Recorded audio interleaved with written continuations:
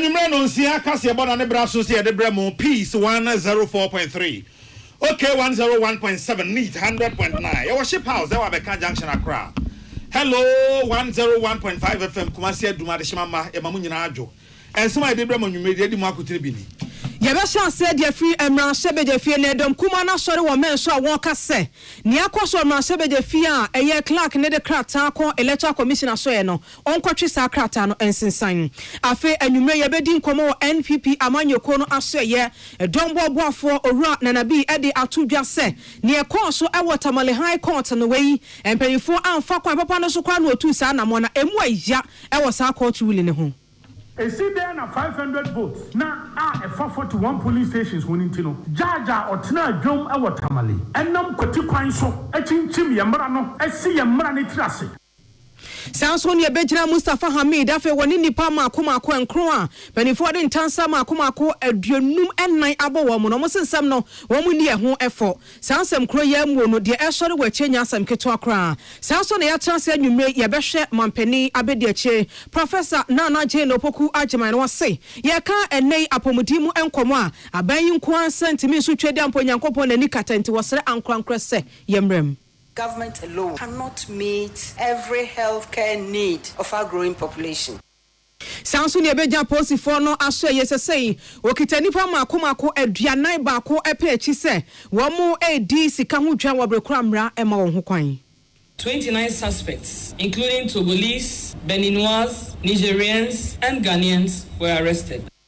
Yabeko Dabwasi Senior High Technical School na Merton oho enkodana duane aban no di sika amasa yemfa ni dwa na enkodano enidino Merton wawia sese bambofo bamia wo kra na pechi nti yebeko ne akwakodie mu enkomonsem wei ya afoforo pibinum eka ho no adama ya jiru bredie mu nchemu asomo ewo akankasemo yemfa seda emenyewe kure ya dia seda ma MTN see we there for you everywhere you go. Sons garlic capsules no ho no mu a ho de ma ye nyina sasom na Hisense Ghana see TV ne fridge papa wo makache na wo motom Dofi roofing system ti ye kru ye da so ye Pepsodent cavity fighter enumere fe wo se emu ya na enkoye dia Pepsodent ni bi na abehia budget cash and carry say what the Blue Gens energy drink no anum dia de wan kasa wode esom ye and ye be ye duane a de bronya ba enu ntia hoho no yenum se ne ye gia hoho wani efi Germany Holland na asefo e bejemo na emu meduane na ye hye grasem e your Henry spices and ye de be ye Ruta natural product no ye wo Ruta mesha hodom saso na Ruta Titanic no Lawson Herbal Center at the Lawson Local Meshane Esum Yena Titu any Ghana man ye pesa akosua kumano emu etimi chepa na ya wese na enkaboni bia memtina na ka ne chaw so a bonse na ni aginto ati adwuma no wasresre na wonwenwe doctor se anu nti esi e friend virgin doctor esi kadiem Eco Bank na bia cancelled mesha SSB de sasa brother ebu etimi etuasem enwumre din a mejeso ne ohene wam kase bowa hene mene Nana ya kase na afi Nana ama not to fall.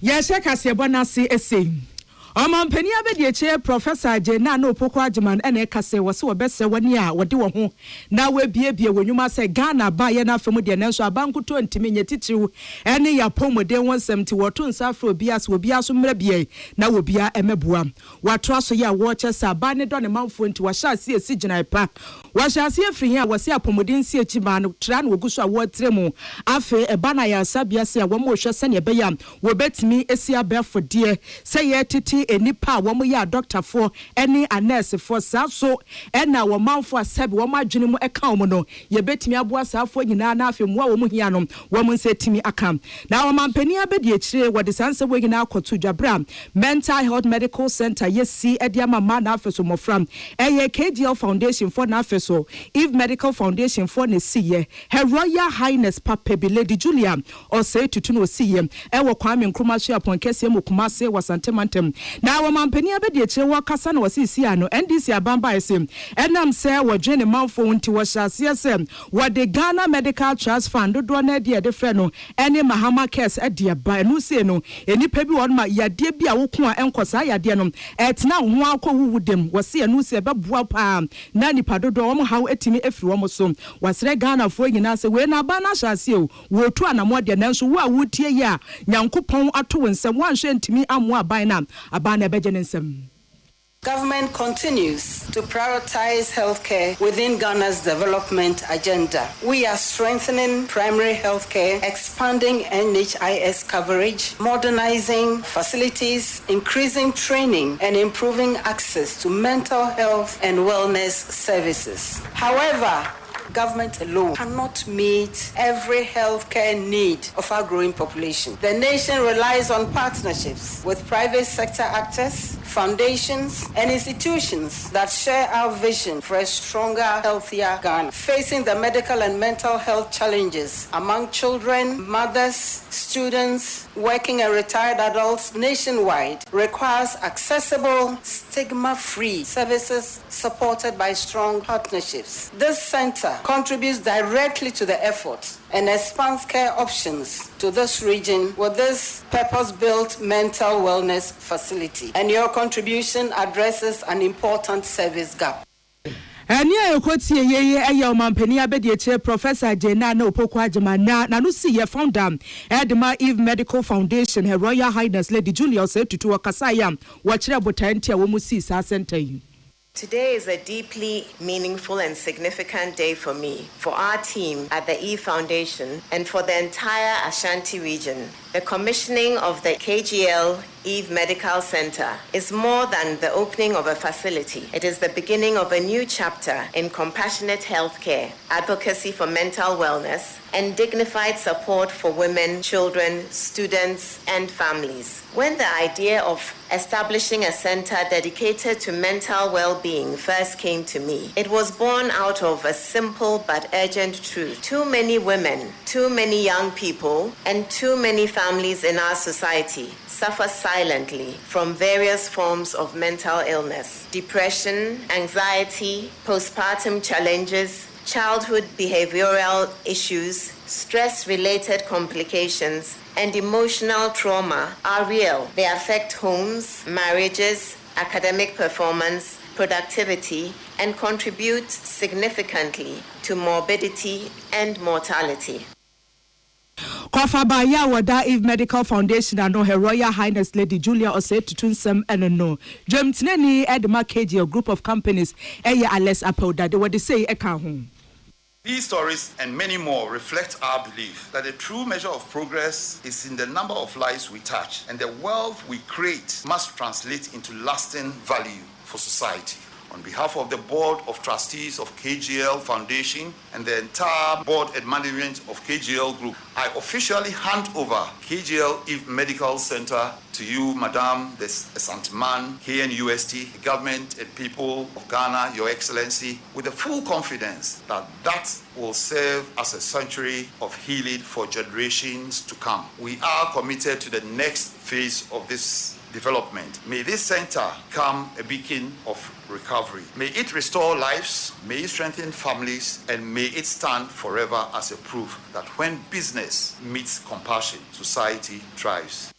Yera Alex Apel adade wano Jemtineni Edma KGL group of companies Sansem Wayina Samson Kwame Nyameche Patricia Sefa Fisher and a Trobesum Yen.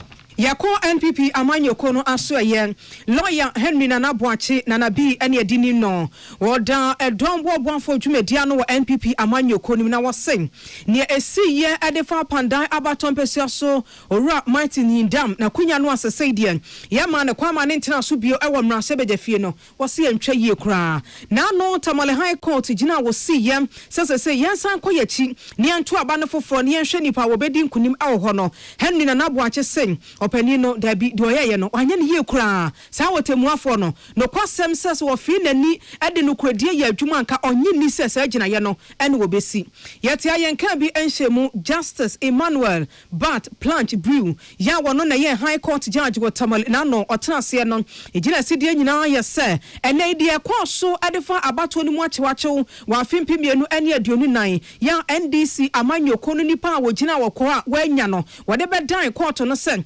abato no mu achewachew bi akoso ne titiru ayese so he police station centers ahodo bia ususu se empanifo bi esi yenti a wama wo mantumi ankenkan no wo se court no hye no wokenkan eho no ebio nanso court no si oti adanse dia ebata ho no asem no de atwawia ne se yensan koto abane foforo ewo ho eno na owura Henry na naboache ede na no atumbi so opani da bi otemu afa wanye ne ye kura emra no ye nyina sese ye kenkan bi yetiase wode emra ne pa ye adwuma pa kroje a kanye ne se wo se aba no yensan to ne foforo yi Nano yakwadania soreya pandai honorable Matthew Nyindam wedding kunim enya manu mienu ne miensa ne nan ne oha ne ahanu bi no didi nkunimu empem miensa achirei ahanson ene aduasan nan NDC for tabri asemi di court omo di court no omo ankasa omo num asem omo di court omo say 41 out of the over 150 police stations no ene omo ho asem ka in fact omo adansi ni a omo di ko gina adaka mu kura no ono kura ne ka say aba omo ka ho asem nyina no be 500 votes be e see there na 500 votes na e fa 41 police stations woni ntino jaja otena adwom e wotamale enam kwati kwan so achinchim ye mra no esi ye mra ne tirase na osi wetwa abato ayeto ye ni nyina mu ya ma enema bi ayehu Owura Henry na naboache amana so ho awase ene ye ka pandai abaton pesua no a Owura Matthew Nyindam ehwo no obutuo no a osanso NPP amanyoko ne ba nti yasie no amanyoko no eta no achi Yera honorable Martin Nyindam ewini abai 3734 omo de omo asem court ni say aba no 500 pe ene ho wochim esi de na court otena adwam no etimi twa eye abato aye koto eye pandai constituency nyina mu emu odwerem nia Ghana ekoso a nipa bi chichire ye kemi won nka bi amamodi som nsem no eya ye hu ba arehemu aye won say the New Patriotic Party yen ye kasabo a yentimi nka nhye ye mu da mrakwan bi aso a ose faso ne agina brane ne kasam ne dede ne pusu ye hu ne ma Ghana fo ne President Muhammad hu say sebia nyado sebia kronto yanton Ghana mfa amomo na ekwan a ye faso a ye pesi esi emre trase kemumi nka be mu ye kashe eni atentene nso no ase ye chia no ye besre Ghana fo nyina yenya brane yen kasentia bone ye koso Wapenu atuhu ade Court of Appeal ena face Supreme Court mpanimfo chan se wosre wo mada wo nkeka wo ho na de na no esi ye ewo Tamale High Court no saa gina ye no eba montin so no wo nane no te se de bibi kura nsi ye na Owura Matthew Nyindam nyakwan ento na adwuma so ye besre Yewura President Muhammad say Ghana for the 2 years nsem Ghana for anton Ghana amfa ma NDC Ghana enyo me japade ye de Ghana hye sa wona mmra kwan so ene ye woniema na we de kamya kwan say ye pese ye de ehu ye pese ye chichire enipa bi no mu nsa gu omachi wona omo kaseti aban krampo no ye pese ye ka omo kasaboa e de hye omyem ye besre Court of Appeal say embra na eye High Court Judge Otamale o see ni trust no me se omo ma tenteni adwuma ebiom yasawo asem bia yasade kwakoto eye Supreme Court anim yase Supreme Court mo amon nsem amu kan ye ewo emra bebre abesi atwam ewo se court ni hwese bibia entwa ye no ewo nsunsanso se ebekwa atia abato no ema efiri mu ba ya na Nipa yatene kan NPP amanyoko no dombo boafo eno no Owura Henry na naboache esquire yeko ahoma no so yene no edi nkomo kakra na yehunu ne nsam ya woken emra no hefa ena omyate ase se court no etwaja ye ni tetiti ye kabima menkabi amamgo no eso Henry na naboache wadama so teme kan majoe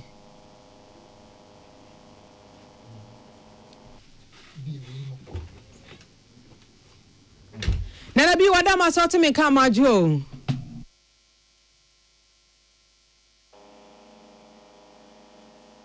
ato dwa yabɔ so enso ema yetiefo anya bi atie ne aka achi ayese said ye ya wo so hu ne se otemuafa wotena dwamu justice blue plunge wanfa emra no chodo ena ye adwuma ne momwa chinchim eye owura mathin dam ensa ena watu ayesa anamo nti no ye ne di nkomo ne bisa ne se watu wai wayɛ mranim ni na dama so wakenkan no wahia mra yi de ahemfa pote no hu ne se otemuafo no edan emra no a omaye nyina ete ase bia ayeye Henry Nana Boache Esquire woko amanyo semu a edin a yedinim ne pa eye Nana bi opani wadama so teme ka memo atwo emo akwa ba o okay ahoma no entoto mu ne de mayenko ensemfoforo mu yo Nana mayem so waba nti Oro Henry Nana Boache wadama so teme ka majoy Monkafra ahoma na nka yedi hamo Nana bi eba to mo wa ha meti monkapa piao me da se eguru yanim se wudwumade emwo no agya won so wakenkan mra no se ya call to the bar enti de woka bia no ote ase na woka na yenom aye ho street lawyers ya ye wo mamu die boan kakra ne enti ase ne Tamale High Court judge na sigina yesa yenko yachi na pandai abaton peso so yensan to aba no efoforo no ma yenti ase emra no hefa no opani no adan no a wo se etietia ye kabi ma minka bi amamu no so oy ma medase oy ma ne chenya ne se aye High Court judge na me no mukweni a wotam Tamale and someone a year woman omude kwadan no kra no na 41 police stations almost a hona a year and maybe to sni honum to court to her and no in fact one kasakwa ni pa de no kwatna that no on one to na no on one to mu say voter a fast animal unya 500 pay Wahima Honorable Martin Yindam so ewini abano with 3,734 votes. It is a 500 if you call to man will win. The attorney also say, so who can now share a year PNDC law? PNDC law a year 284. It says, Ansana, Obekasa Waka Bebuno. I was a big kind. Who was a Epia Nimbi Corso. Sani Mana Corso, a Tietia. Na se tietia manswa enyansunsanso bi ewo abatwa na yeto eno so ana ne nkyene se ebia enema bi enigane ya na abaye koto ye no obi onipa na the 41 police agents na bro say e ho na enema nkoyi we say oh wo the 41 e ba ya ene me de 150 ni nyina ka be chew ene me twam nyina asema admin bi kwa boda in fact Supreme Court year 2013 presidential petition you call it. Obeka era tuguba. Any money who on one year can irregularities, on also administrative error, or say clerical errors, and no say a Nansun Sans will be our about one or so. Jira Mahama and Edin Kunimon on Tonkoso, Mundinjuma. It's a quarter or 3 German. One from Rana and Young Yajum, maybe no Kona Kokoshe, a year CI 127, regulation 48-2. I want a day the paper say ya to a baby near King Kind now a year return officer who be declared. So one would not be overhaul. Say one name was in the overhaul. Say Omuni Honor. Say on a Mrakwas go declare and one set the old to me cabinet. And when should be a High Court judge here or say, oh, a year petitioner not only baby and not on your collation. It sounds only one would know any abandoned trouble. What do you want chat here? When I get first we see Brani Tratisana. Now, idea A when say, you see, I am here, near Bomano. Oh, say you're not to a baby. Now say, who had no wood in Kukua. And yet to trust them, or say about one, or say Nima, now I'm saying no court. Now courting declares and you're going to continue for. A dangerous precedent. A idea you name. E ade de basabasa yo betumi ampa Ghana memoa ya to abawie ni enu ne se Ghana fo dodo na de nkunim dia botrain ahye Yewura Mahama Ghana fo de tumi hye won sema na ye chance dadan ye homa ye ho hen han ye na ni de na ekoya ase adwuma no kwa na ye de ma homo no kwa no ma gya no hwe e tania ne nam soro ye zo ne nam soro galam se na fa bibia e na fa de eye obi who opposing views obi ana opposition for na ase pese fa kwati kwan bi so ene hwe hu aba beto eye ajade fo ni bi so ene judge ni etimi ma judgment ekofa edi amin nyina ba judgment nim ekokofa animal farm nyina bam eka se o ai wo mu se ye nyina na ye pe ewo mre nim na so no wo bo hwe ni ye pa dia ye nyina ye pesa ho judge o judge wo tra bro nya asem so timi kasa sense ye hu bi na aba be show mu ye yi chief justice a few honum ye up to now chief justice me no mi ye ni ma de ko se yi ni free o but ye chief justice ye no e ma hu bi aba be to e be si da on 1992 e be si da na wo hwe bi a ansa tentenwura ye de yi chief justice free so na hu bi aba be to e judiciary so no mu ntimi ama tentenye nya adwuma. They see there and can judge moi. Uti jom say will be the 41 police stations na brawa was with the 41 aban so make 151 in a big training in them nkona mko top and for how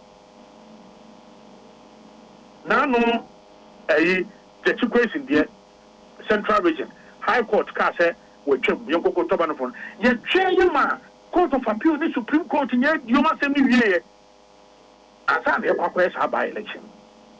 If you have a party intimate train, and so man, Court of Appeal almost 1 town on Betraso.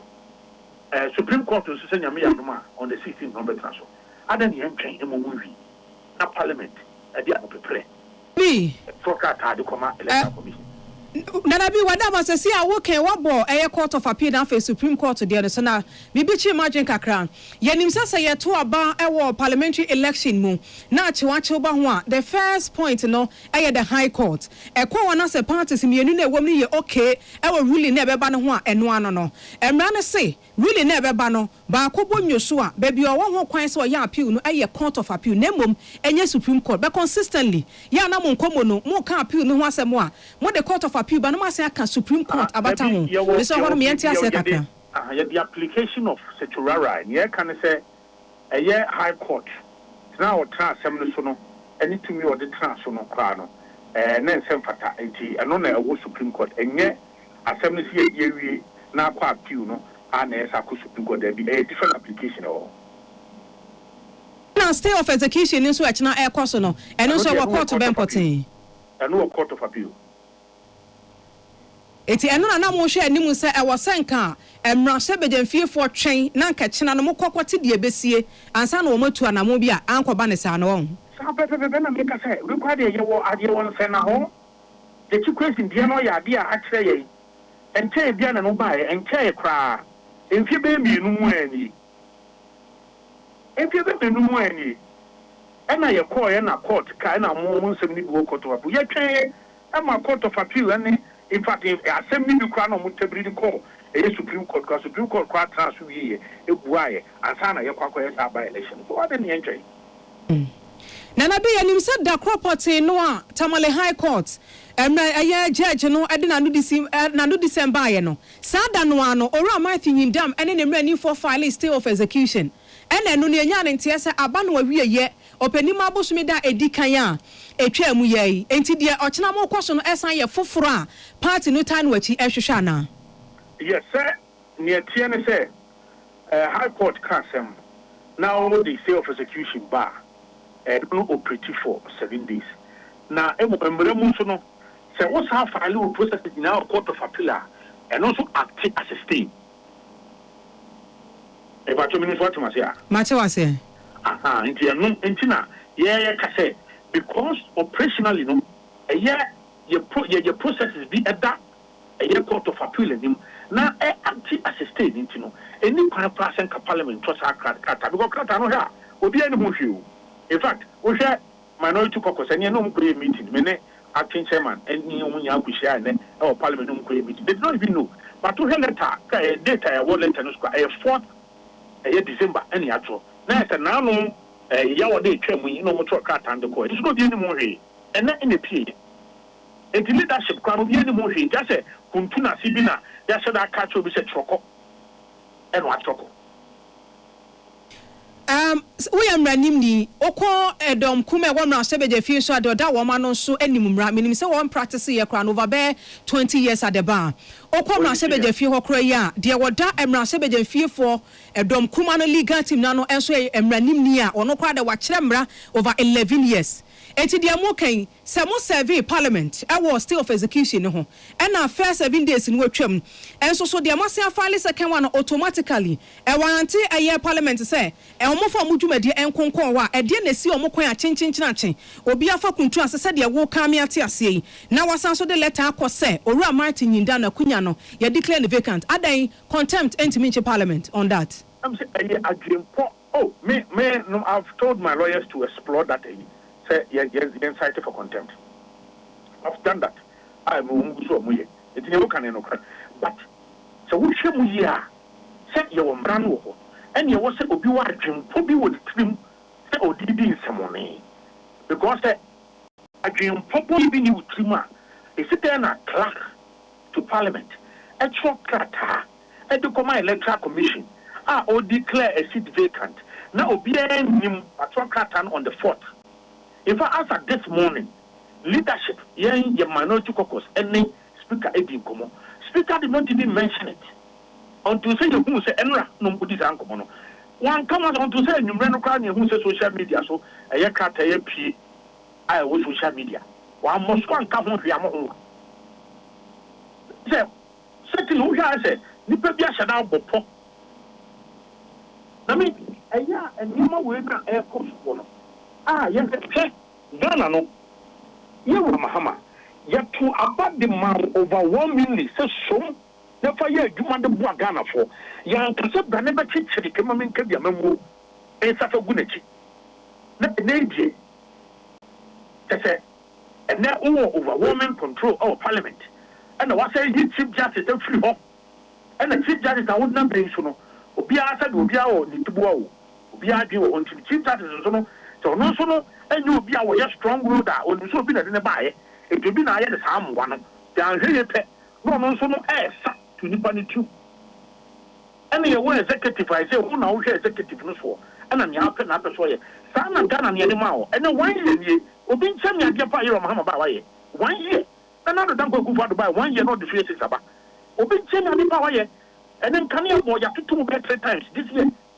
You sure you have to 2 bed 3 times this year? Galamsey, and this is 4-year Galamsey all over. Some national security operatives support you all over. God, and I have Brahma Galamsey, you cost so sounds almost to go to any free Galamsey for you. And then everything be against some and more and then control exams. And then close to over 200,000 and to go school. Giving to us. Unless it's what you Tomoka, when you almost said you want to 1 year in Tomoka. Nina can be, Nana be, now wouldn't be. And come on, you dino and you rain. Yanim say a 2024. NPP Amanyo Ko, Manamon Tomon Casa, and Monsisi Biamiati Asia says my NPP Amanyo Kofofro in the sense and Kukona Kwakoda into the new face of NPP New Year, dear more contain Namodia preset 2028, Mobesan Abamu. Sa prena mo pini ne mubako ebetwa de awie pandai abaton pesiaso city se mu lusu eno a so sign na besi ediako anwumre mi bisa o se NPP as a party minority in parliament ya omu nyina te NPP amanyoko ne so mo position was asemi ho ene sen munwa mo kasenti ade ekoso ni agadi ni ye ne nye e be se so ka se mo kona mo kolusu a you know that ni me go hon ma se be dokono atoshi obi anim sa be o all of us rise up Ablikuma, you are Ablikuma North, you are an electoral commission. Oh, you here we run, you here we run, you here we run. Oh, you here we run, you here and say very coalition. Hello? No, how do meet you? You here and say very coalition. Electoral commission, Omoko Parliament, Tako Kasa, oh, you here we run, you here security, you here. Awana, I said, Tako Kasa, electoral commission, in 24 hours, I cannot say Pamon, almost some fata. After that, and in a morning answer, the electoral commission. Eddie whom other Casa Yaquako rerun in 19 police stations. Omuti whom need to rise up against some of these undemocratic tendencies I have. And you want a Kakam Kabia Monica. You know, I'm sorry, we will be in the room. we document to ahye obi ehun sa ben ene yekoye to transmit yo yebi ya team emamu abe 8 edom court ene mo say omunkotua fine ye mo bi ase 2000 so onkotua say 1500 say ene no anu bi akotwe ne kodae no bi ayi no bi efe ne judge no aye no a travesty of justice yen kasentia Supreme Court our principle wo say obi di na asem abase na asem no 40 police stations pe 500 votes obi so wi ni aba no 3700 who do say na anu akotia ye koye only to quantify almost 38,700,000. Okay, Nana bi na mi bisa o say wotwe umu anybody betimi ye pa the law is still the law. Mi bisa o say on the point of law NPP amanyoko the minority in parliament mo position was asemi hu ene saying ye try dia wo ho esan say mo titai for say NPP amanyoko no pese o mo tibibi efri mo ho ohima ye wo gidi say court of appeal and mass travesty of justice here koso Ochina ni yeko court. Yebeko court. Nyame aduma 16 so no yebeko Supreme Court. Ye wo gidie se anye bia nte eye atemuafo ni bi na hu bia ba be so mu a ebi nso akukudru a o mehwe mra nanim no maka mra ne yi. Ye nyina nso yen kasentia ne ye ikona ye sesambra echinchim mra no ne yen ka ho asem no. Na da chi nyina na betumi ha ye. Obani das papa wa chance madam amufi court ba yebesa ba mo nchen bio. Oran Henry Nana Boache Esquire ono ena okọ NPP amanyoko no emu a woye dombo boafo ni din e de Nana B e wa amanyosemu ye gina we so ni etwa ye ho ato nkraba ye ba ye beto akase ni so. When you are going to buy a paint, don't look left, don't look right. Go straight and grab the luxury acrylic paint. Don't be any painting be paint. The luxury acrylic paint. Paint me champion. When you are going to buy a paint, don't look left, don't look right. Go straight and grab the luxury acrylic paint. Don't be any painting be paint. The luxury acrylic paint. Paint me champion. Tune it in, turn it up, Peace FM, and rip off the knobs. Na enabra na shebedwa no ko asetena no. Wono mutene ensawo madwaji na shebedwa ni wonmunyamfo Frank anodom preka kire. Chamia otedwom se sekrata no nra. Mra shebedwa mu krache no twroye no. Se wo ma ntwe ansan a ene mra shebedwa mu obi nko ena obi aba.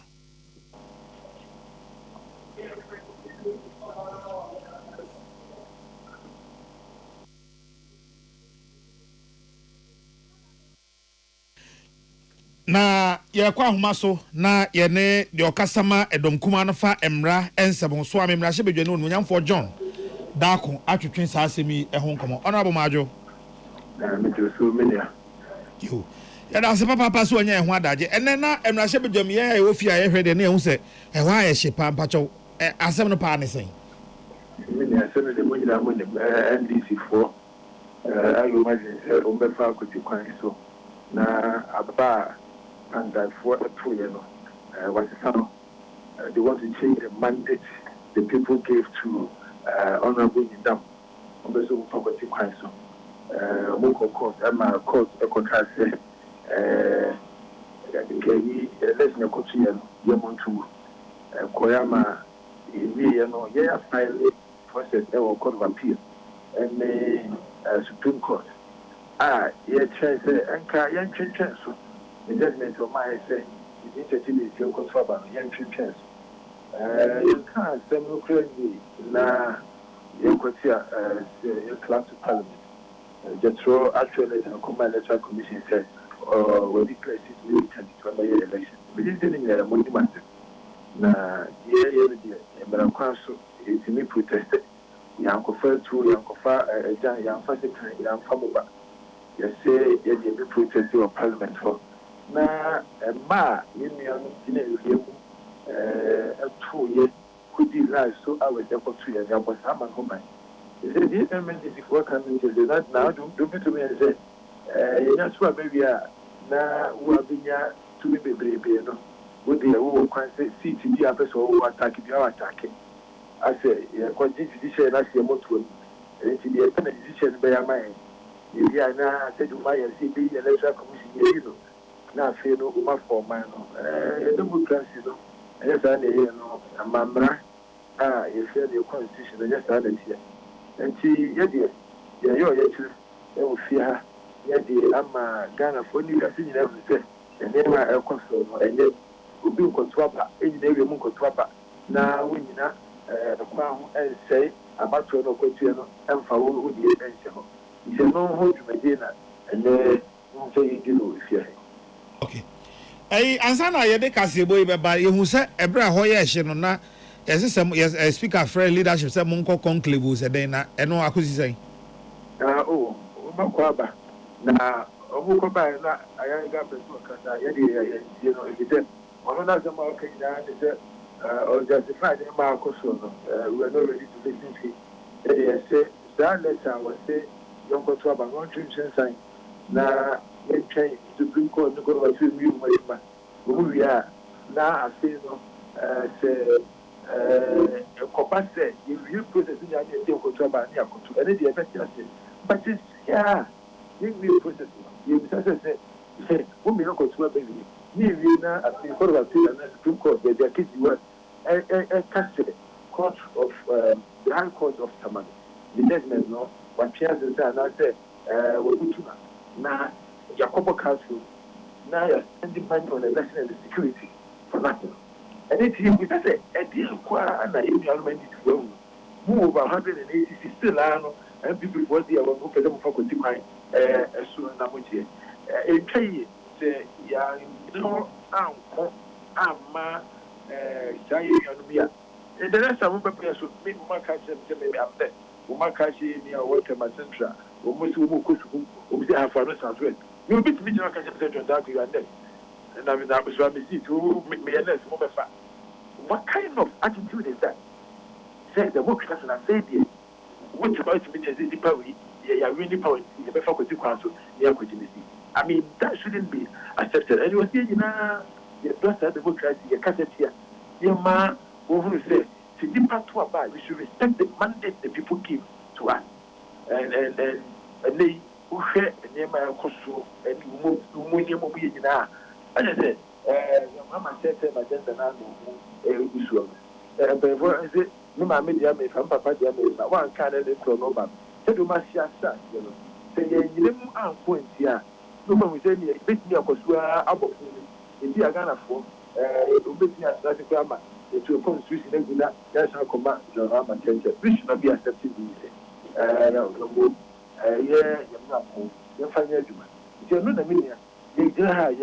are fighting for the sanctity and respect of the electorate and our constitution.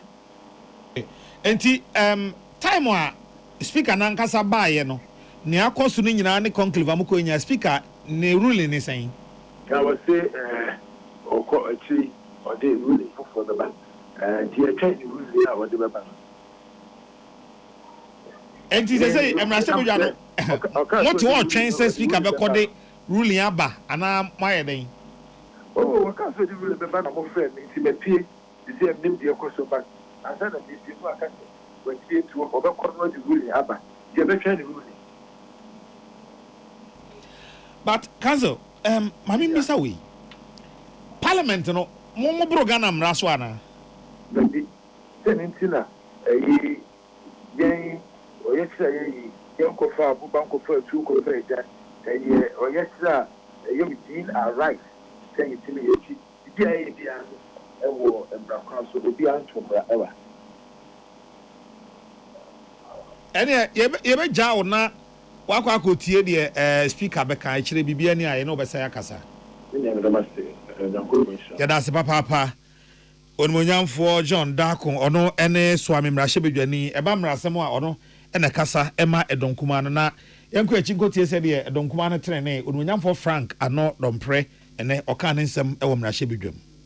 That letter must be recalled. That letter declaring the Kwanda seat vacant must be recalled immediately. It must be recalled immediately. It cannot be. It cannot be. The situation cannot. And we on this house, on this side of the house, cannot support that decision. Ghana is a fledgling democracy, and the least we can do is to support procedure, is to support the provisions of our law, and to stay away from decision that flies in the face of logic and procedural justice. We are totally against it. In this House, we have worked in collaboration and in cooperation with our colleagues in the majority. Even where you don't have your numbers, we have allowed you to lay papers and do all manner of things. This decision will not stay. This decision will not stay. And because we humbly call upon you to instruct the clerk. The clerk must be instructed forthwith to withdraw that letter and act according to law. I shall submit. I thank you. And this House must do better, and we must act better. Let us commit ourselves to principle leadership, to procedural fidelity, and to the understanding that this House is a guardian, not a manipulator of the law. Legitimacy of Parliament depends on our consistency. The legitimacy of Parliament depends on our consistency, and we can't do otherwise. And consistency depends on our willingness to obey, not our political impulses, but the clear dictates of the law. Speaker, we strongly submit that the letter that was filed to the Electoral Commission was out of place, was unfortunate, and flies in the face of law and procedural justice. We submit strongly to this House that letter must be withdrawn by Parliament forthwith, and we must act and stay consistent with the pronouncements of the chair, for that matter, the speaker on this same matter. We in the minority do not agree to the writing of this letter. We make a strong position that letter must be withdrawn forthwith. And as a cradle of democracy, we must be seen to be setting a very good example. For Frank, I know Dompre, and what do we say? Etu dry. I'm not sure the macrache for no Emmanuel Akoli and William Gaintu. And on this time, I need a brain.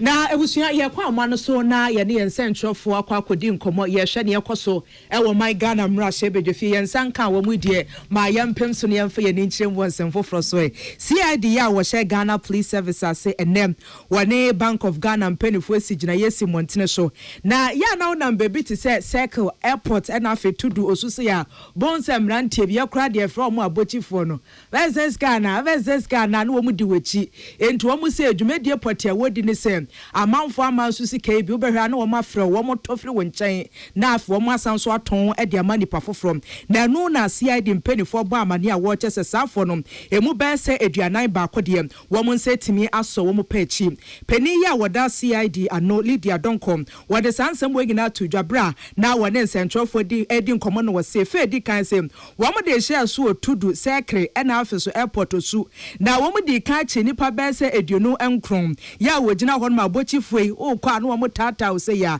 na wo mo wie no mo se wo mo san wo echi ko office don hwere be se ba ko echi e no mo se wo mo san so akobia ya wo mo koye operation no wo mo kodu hɔ do ma na afoforo san so aba no se na na kyesa mo ne yetumfo amunti a na se dem wo mo san so echi afoforo di kan ho a wo bɔ amane a wo kyese adwumadie kese a wo mo ehyehyem se ne be ye betimi aboa papa na Ghana dwedie titu ni sikasemo etimi akɔ nanim na sansem we ya ho nti ebusuafo yenkotie senia na maame eto ne boase a wo kyerɛkyerɛ mu yenko ho ebusuama okay os editors ya mo voice no In the early hours of today, Tuesday, December 9th, 2025, a team from the Criminal Investigation Department's Operation Unit and officials from the Bank of Ghana, acting on intelligence, conducted an operation at major hotspots in targeted areas of Accra.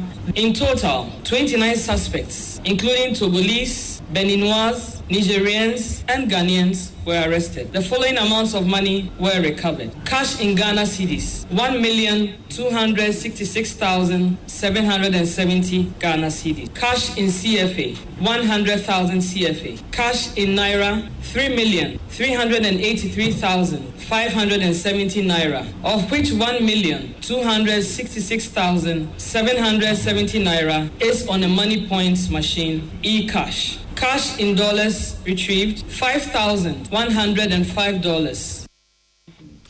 Ebushenti eni ekotie wono eye kwankyerefo pani ya woda CID ano Lydia Yakodonko na yenko o my Ghana mra shebedefie na yenko fa yensencho ni Emmanuel Akoli ye kwakotie ne ekoso ewo mra shebedefie ima kwaba yenia hello kwaba o yenia for na ye di nkomo fa no pandai abaton pesua na akonwa no ya pai ne dampan no na yenya ne ntie se chiame e de na temu e tudwa sai ne sitie yo chiame say ye speaker of parliament say ne ruling anase ne atemu ode ma ewo asemi hu no obeye na ochena na de koba ye ne say titi ewia 12 o'clock minority for Akan say letter na a free parliament for electoral commission say pandai akonya no vacant no wo mu nyintum efane say appeal na sebedweni no matu nyindam aye no wo say one semester iwiye ansana sebidi sabeba aba inti Honorable Bernard here for yes, the deputy speaker, or no, no, Tapu, Yana, Honorable Anodom credit item to Jama. In the Nanko, the Sauti, Honorable Mahama Yariga, majority leader or Asemi. And so, no minority for a man of fine, only a did this 1 o'clock, or my did this suspension, if you are mobile, my did this na speaker sign, speaker and cast Honorable Bagwin, Eba, Ebetanaku, you mean another did no cost. Insipiti via parliament to me a speaker suspended almost by or Mahama Yariga fine there or also enter again one. And so majority for me did it ama. Honorable Yariga was so Casafa did him or then assembly, you know. And a speaker see or China or Dini Moya no Ebeba. In one more betua other business so ewo eha. And so minority for the woman penny. Speaker into a ne dan enche or Chananete, the one agent system, almost na or Chanano, almost betua with Duma, so Sana minority for Akan. Into Minamo Cassi, I say na speaker, or better not been say, woman pong and a woman pong, into Namatisa speaker Ekasa, won't do the study, ye see what parliament to Eviana almost at the atmosphere or Hadamono. A home for me and nature at Sermon. The baby uncle, so minority for woman cooperated with majority for, and ya dear on them Mapa make Marco to Jesus asking me, Abba, if you hear answer. And see, I know dear Sam Chami in a walk at your phone. And no, Tiami Hine, Eddie two just say, more to say, Yam Pong, now or Tinayan best was or no, Yam best with you, Gino Sono, Montre Margin, no minority for Yam Pong. Or say you na majority party almost 2 years so. Into no a cobana sano. And minority for honorable have been signed sorry yes. A year one normal day so yes. Yam pong and we will say no. Yam 12 years so. Aha, into no say sana cobana dear any speaker Emma yan kind of kuma mo pese ye phone. Yebeka mo pese ye 2 years so yebeka mo sana minority for no say yen no eno na e ho de du ya mo de afre me ani pii no enso no eminya sure say majority for be pen say yen kin kan wo esa ebesan delay wo biom ma yebe bra anajo mo kra wo mu enwie ejuma no nti na mi bisa say adan dom dodo no ma hye da ma na asase no eye ewia na minority for Kupija, ye letter na ya trauma electoral commission na dom ketwa no mo do so ten dom kete no na dom kete no omo ye kakri pe na no mo chamber ni mo enti second deputy speaker no suspend sitting na wo mo ekọ ahun je mu kakra no ansana omo sign there bi o no na ye hu say dom kete fo no dodo na nka no mo ni ho no piti 12 o'clock no woni na ba se no ye ka se die dom kete no omo aba pa wo mo do so chen dom ketwa no kra yo ma yenda se nwumre yo medama enti yense ntro ni manu akoli amane bon ye kotie fi o my Ghana mra hye fie ne ekoso honom na ma yensa ye chi ne enkohwe ensem a CID maame yakodonko wode to dwa na wo kire sesika na wo nsa akanom wo mbebo akire akoma Bank of Ghana penifo na nhwehwem ma pedimu etimi akoso. About an hour after the earlier operation, the team revisited the said locations and arrested 12 more suspects, bringing the total arrests for today to 41. All cash exhibits have been secured and will be forwarded to the Bank of Ghana for safekeeping as investigations continue to charge the suspects eventually and put them before court. It is imperative to note that a similar operation was conducted in November 2025. Earlier on the November 20th, 2025, at 11 a.m., a similar operation was carried out by the same team at Osu Oxford Street and Kwame Nkrumah Circle near GCB. A total of 28 suspects were arrested then and put before the circuit court in Accra, where they were granted police inquiry bail. Wamanensi hwanuma no wase saa dwumedie yi a wahyase a womo ye nya na womo hyase ne mum agesmum ewa afi mu na enipa ya che womo nko a eye ediokron beboa ma hwehwemu atimi akoso foforo so wo hwanuma enche nyame ya adoma wo hwenim se ne etie bia no wonsa betimi aso mo peche sanse nipa nsua de. In all, a total of 90 suspects have so far been arrested since this operation commenced in August 2025. Out of this number, 13 have been charged and brought before the Accra Circuit Court, while all cash exhibits, as I earlier mentioned, have been secured and forwarded to the Bank of Ghana for safekeeping as investigations continue. To conclude, on behalf of the Inspector General of Police, Mr. Christian Tete Yohono, I extend special appreciation to the leadership and officials of the Bank of Ghana for the unwavering support and collaboration which have been crucial to the success of this joint enforcement efforts. We also urge all individuals involved in this illegal trade to desist, since offenders will be arrested and prosecuted. Enti Director General ewo CID mu Ghana Police Service Lydia Yako Donkom waba ne nimu tie no George say ene trust ansem we Yako Wasan East District na yako akodi enkomo kakran so e de afri ho. Madam Esther Aframwa Asante wono ye matron ewo Dabwanse Senior High Technical School. Wo nanamontuo ya watu wo sa school ho asese de penifo chese wo kra ne pechi. Sika aba no asum de akose ye nidwa. Ne yafanya adwane mankoda no enie no. Wonde wo twinwane ne saa de koni fie. Eno so de omai Ghana ye mra no etia. Yamane bo for Listowell Aboaje da Costa wo Wasaman FM Nadama and wotia ye now so this answer we esom yen listo Adama so to me come joy ya na me aba mami se so wa hefa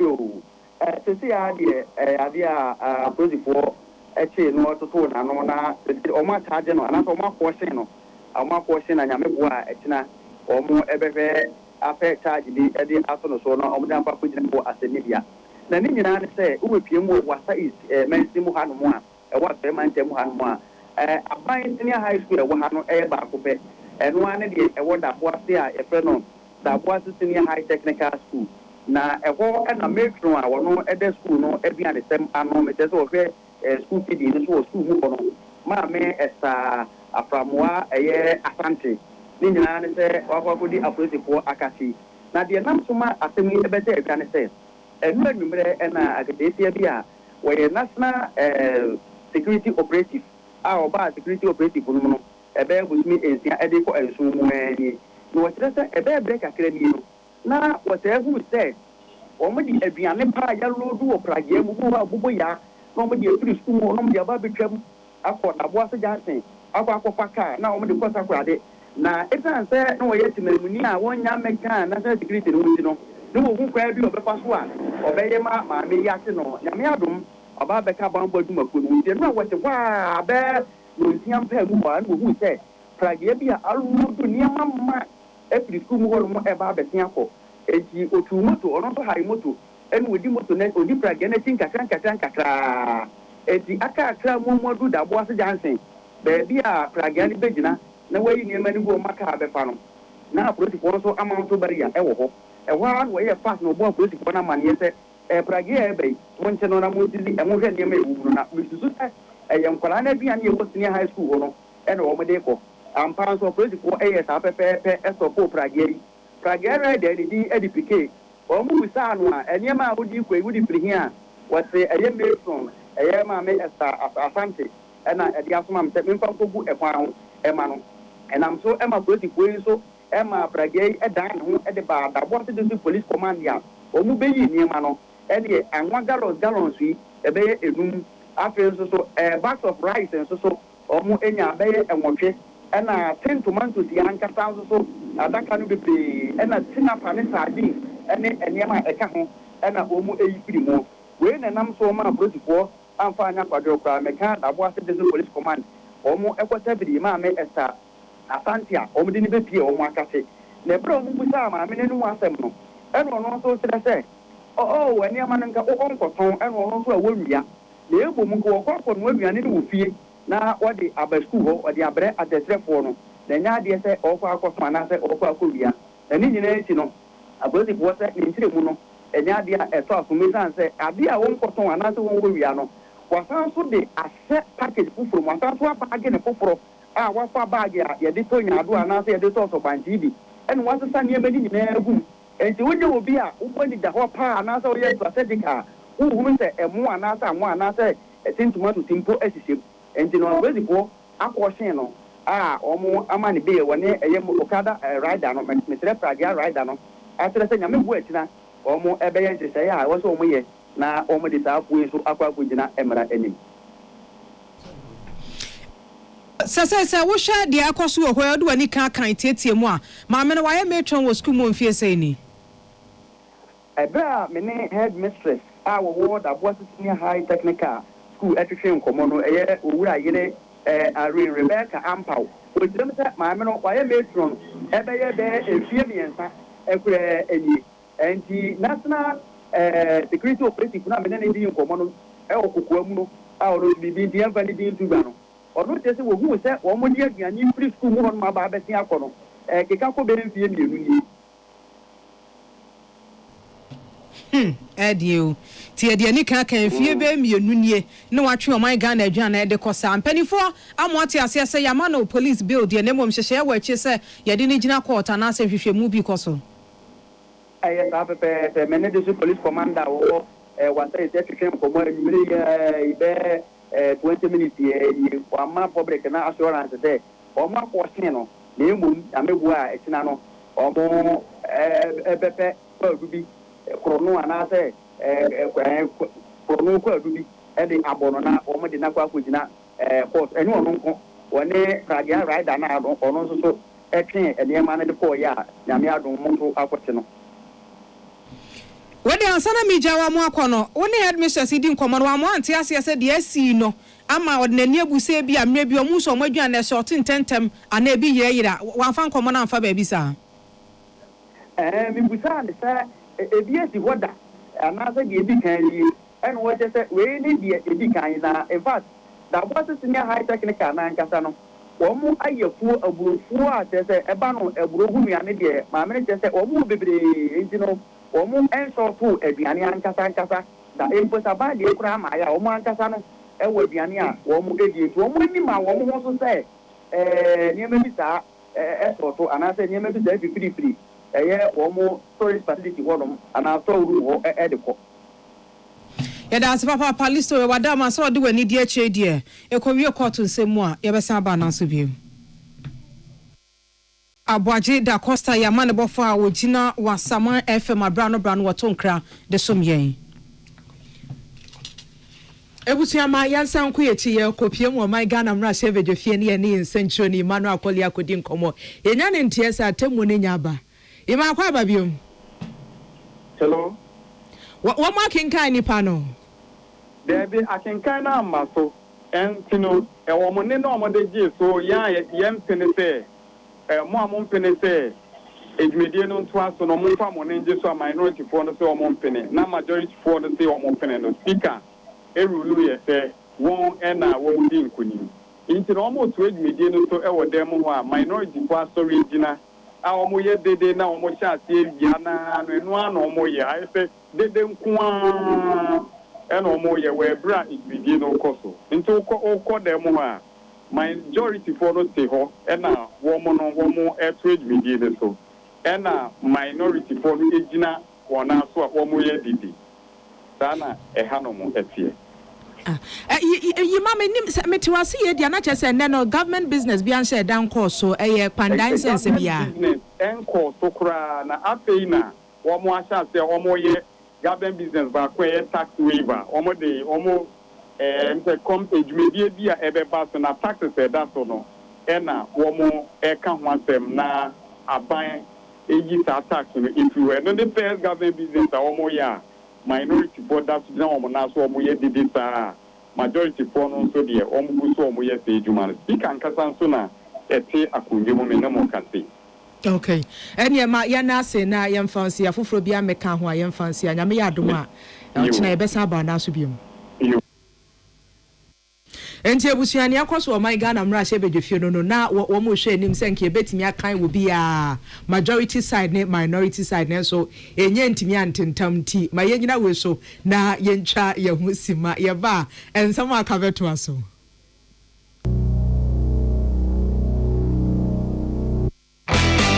When you're going to buy a paint, don't look left, don't look right. Go straight and grab the luxury Alagris paint. No be any paint, be paint. The luxury acrylic paint. Paint me champion. When you're going to buy a paint, don't look left, don't look right. Go straight and grab the luxury Alagris paint. No be any paint, be paint. The luxury acrylic paint. Paint me champion. For the idea too bold to ignore.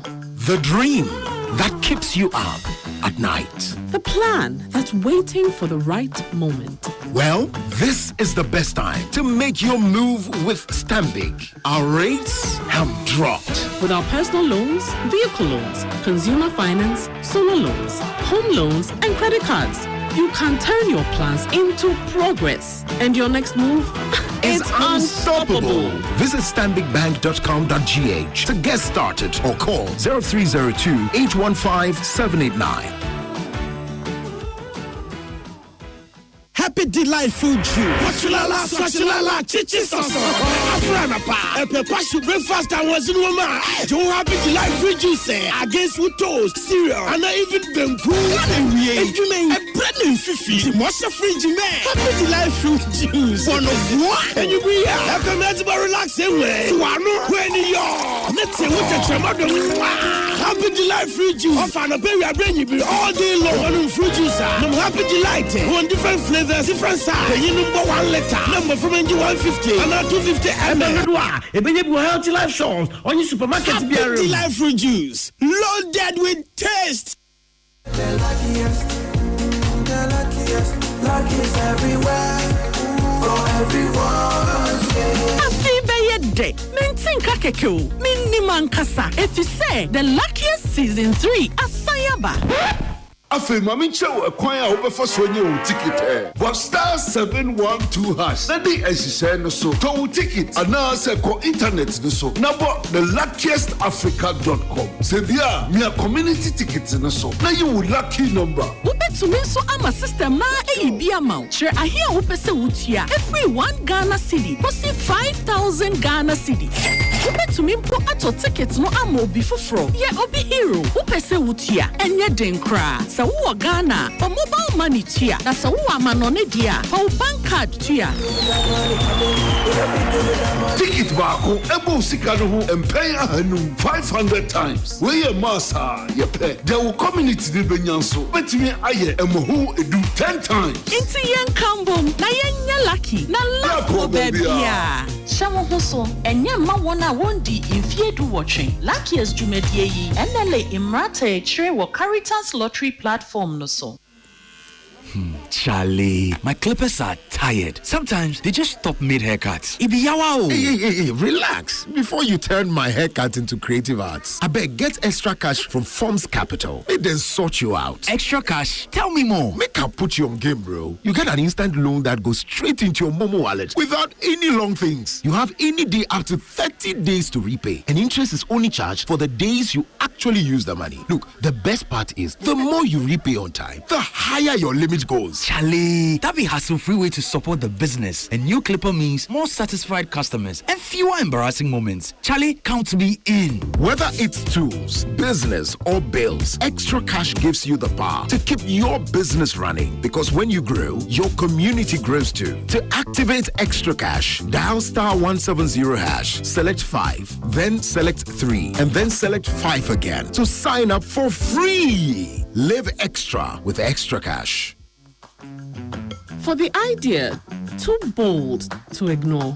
The dream that keeps you up at night. The plan that's waiting for the right moment. Well, this is the best time to make your move with Stanbic. Our rates have dropped. With our personal loans, vehicle loans, consumer finance, solar loans, home loans, and credit cards, you can turn your plans into progress. And your next move is unstoppable. Visit stanbicbank.com.gh to get started or call 0302 815 789.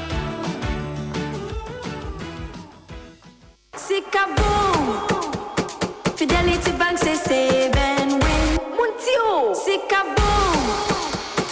Just to post it and begin.